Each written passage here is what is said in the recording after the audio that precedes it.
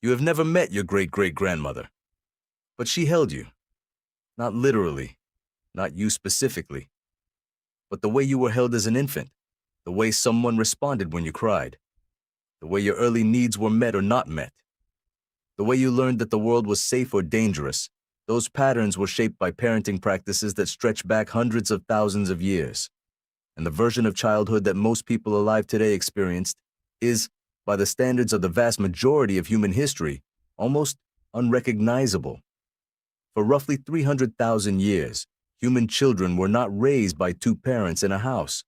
They were raised by a village, and that village operated by rules so different from modern assumptions about childhood that understanding them changes how you see almost everything about the way humans develop. Let's start with the very beginning. Ancient infants were carried constantly. The practice of keeping infants in close physical contact with a caregiver for most of the day and night is documented across virtually every traditional human society ever studied by anthropologists.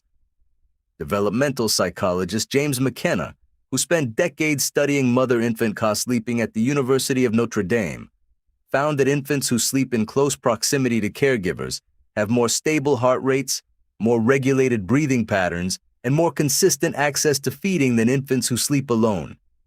He argued that human infants are physiologically designed for contact, that their nervous systems expect and require the warmth, smell, heartbeat, and movement of another body as a regulatory baseline. The word for this in developmental psychology is co-regulation. Your infant nervous system could not fully regulate itself alone. It needed another nervous system, a calm, experienced one, to borrow stability from. Ancient infants were almost never separated from that source of regulation. Modern infants routinely are. Who did the carrying? This is where ancient childhood diverges most sharply from modern assumptions. Anthropologist Sarah Blaffer Hrdy spent years developing what she called the cooperative breeding hypothesis, the idea that human infants evolved to be cared for not just by their biological mothers, but by a wide network of caregivers she called allomothers. These allomothers included fathers, grandmothers, older siblings, aunts, uncles, and unrelated group members.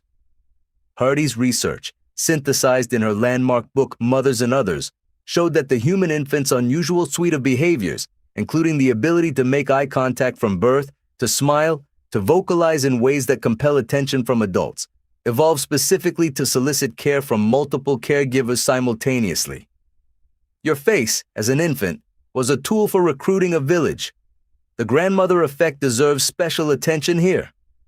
Biological anthropologist Kristen Hawkes, working with data from traditional societies including the Hadza people of Tanzania, developed what is known as the grandmother hypothesis, the idea that human longevity in women beyond reproductive age evolved specifically because grandmothers who helped feed and care for grandchildren dramatically increased the survival rates of those grandchildren.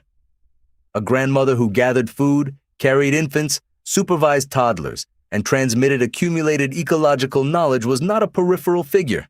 She was a survival infrastructure. Childhood itself looked completely different. Ancient children were not separated from adult activity. They were embedded in it. From the time they could walk, children in hunter-gatherer societies moved with the group, observed adults working, played games that mimicked adult skills, and gradually took on real responsibilities as their abilities developed. Anthropologist David Lancy, who spent decades synthesizing cross-cultural research on childhood, described the dominant model of child rearing in most human societies throughout history as the village model, in which children learn primarily through observation and participation rather than through formal instruction.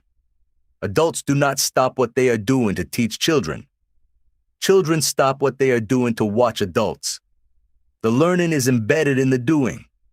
This has profound implications for how ancient children understood the world they were entering. There were no abstract lessons about hunting delivered in a classroom.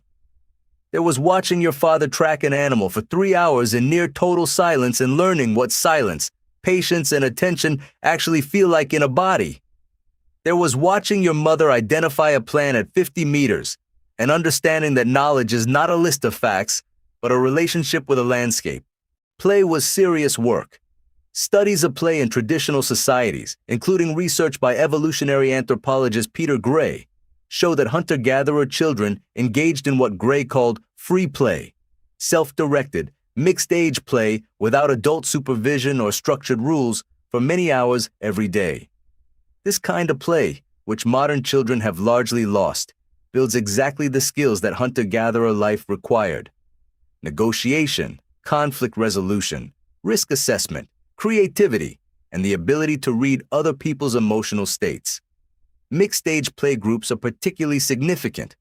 When a 5-year-old plays with a 10-year-old, the 5-year-old is constantly operating at the edge of their current abilities, being stretched by someone slightly more capable. The 10-year-old is learning to lead, to teach, to exercise patience. Both are learning things that same-age peer groups cannot provide.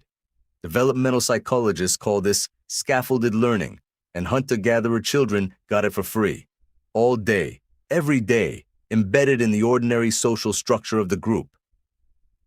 Discipline in ancient childhood was strikingly different from what modern people often assume.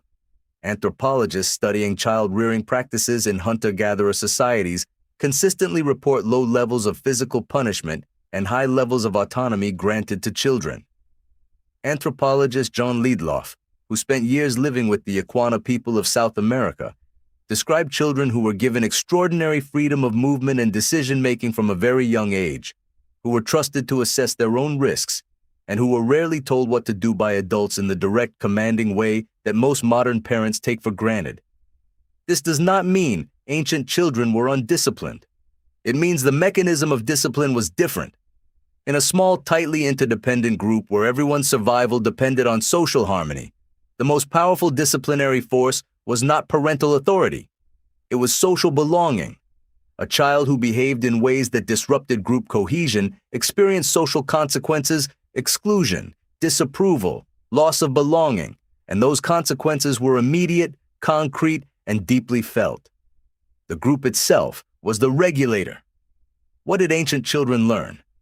Everything that kept the group alive: tracking, foraging, plant identification, fire management, tool making, reading weather, navigating landscapes, caring for younger children, managing social conflict, telling stories, making music. These were not subjects. They were life, absorbed through total immersion in a world where everything mattered and everything had consequences. And woven through all of it was something modern childhood often lacks: the experience of being genuinely needed. Ancient children were not passengers in adult life. They were participants.